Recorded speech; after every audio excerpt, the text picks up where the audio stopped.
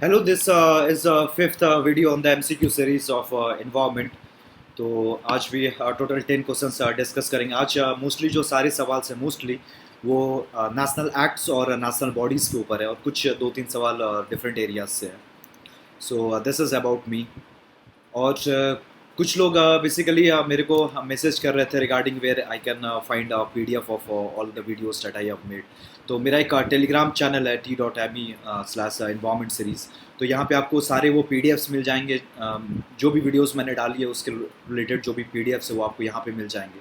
और फिर आपको कोई भी सी भी अगर क्यूरी हो रिगार्डिंग प्रीलिम्स और regarding any sort of preparation, तो आप मेरे को मेरे इंस्टाग्राम चैनल पे आप मेरे को मैसेज कर सकते हैं, that is Anshuman Rajhans. So definitely question से स्टार्ट करते हैं। So the first question is on wild life protection act. Under which of the following conditions schedule one animal under wild life protection act be killed? Diseased or disabled beyond recovery, threat to human life, threat to human property. The answer here is A1 2. Schedule 1 animal can be killed under only two conditions: if it is diseased or disabled beyond recovery, and if it has become threat to human life.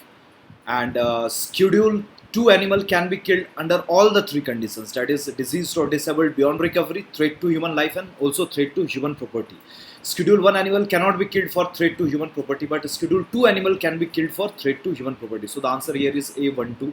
I have made a detailed video on Wildlife Protection Act. If you are not able to answer this particular question and if you want detailed knowledge on Wildlife Protection Act, तो मैंने एक video बनाई है Wildlife Protection Act के ऊपर, तो आप उस वीडियो को देख सकते हैं।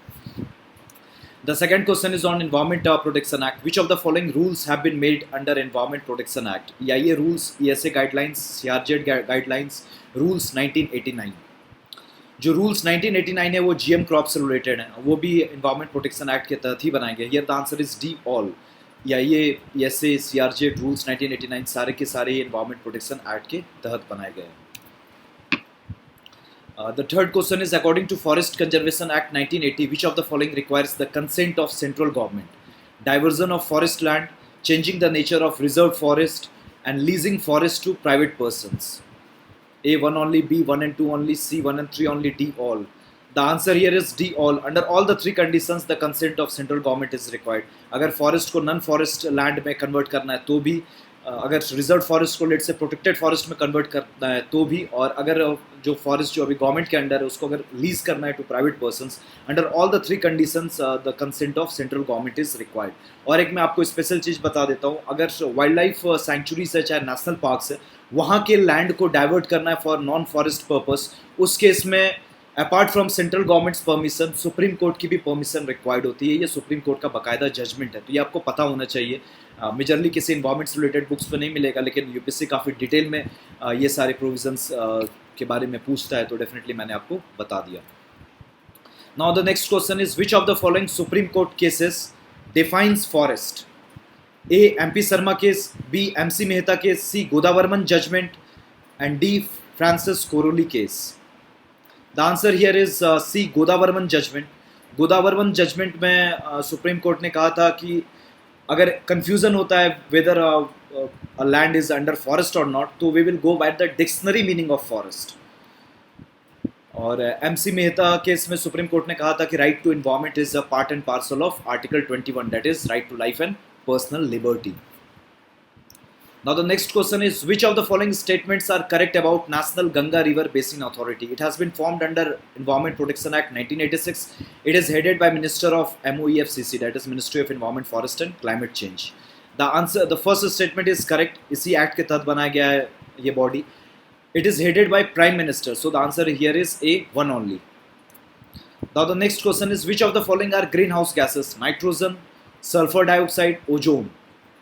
The answer here is B2 and 3. Nitrogen oxygen green house gases नहीं होते हैं, CO2 ग्रीन हाउस गैस है, सल्फर डाइऑक्साइड भी है, ओजोन भी है। Answer is B2 and 3। Ozone भी एक ग्रीन हाउस गैस है, दो ये क्योटो प्रोटोकॉल के तहत कवर नहीं होता है। Now the next question is regarding PVTGs, that is particularly vulnerable tribal groups. Which of the following are categories to define whether a tribe is PVTG or not according to Devar Commission? Low literacy rate, declining population, subsistence level of economy, primitive level of technology. The answer here is D all, चारों के चार criteria हैं और यही चार criteria है।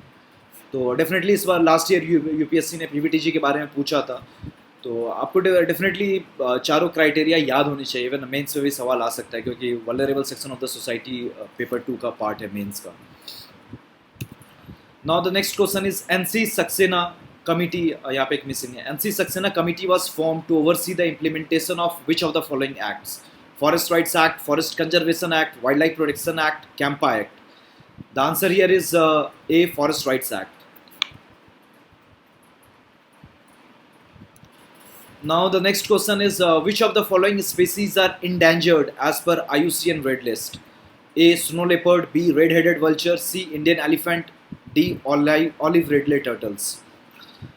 Snow leopard is vulnerable, red-headed vulture is critically endangered, Indian elephant is endangered, olive ridley turtles which is famous for mass nesting को अरीबाडा भी कहते हैं, और olive ridley turtles basically vulnerable है by IUCN Red List.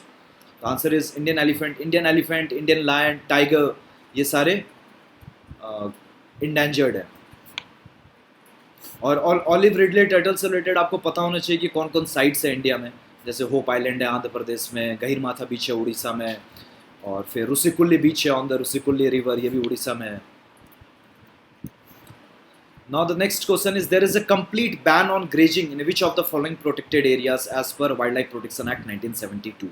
Biosphere Reserve, National Park, Conservation Reserve, D. Wildlife Sanctuaries. The answer here is B. National Park.